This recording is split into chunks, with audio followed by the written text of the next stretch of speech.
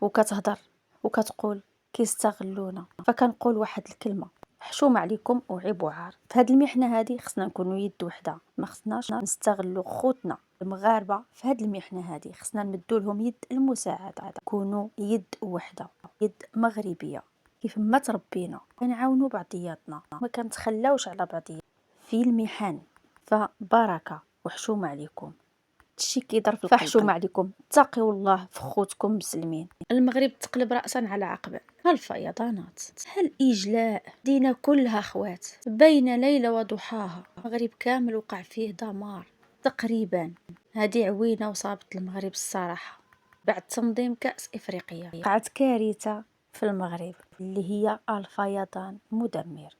شحال من مدينه دابا راها واحله، وشحال من الناس دابا اللي جات لهم الكسيبه الممتلكات ديالهم. فمن داك النهار وقع موراه غير المصائب، ما شفناش شي نهار اللي هو زوين. فهنا كنطلبوا السلامه لخوتنا في القصر الكبير، وخوتنا اللي في سيدي قاسم، وحتى تطوان تم الاجلاء ديالهم حتى هما فاض عليهم الواد والسد.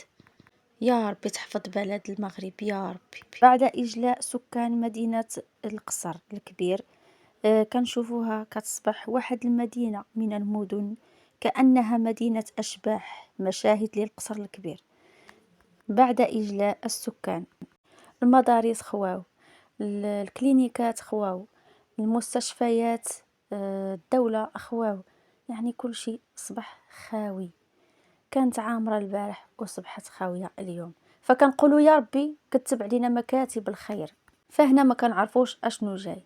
اليوم جانا فيضان وغدا ولا بعدو ما عرفناش اشنو غادي يجي.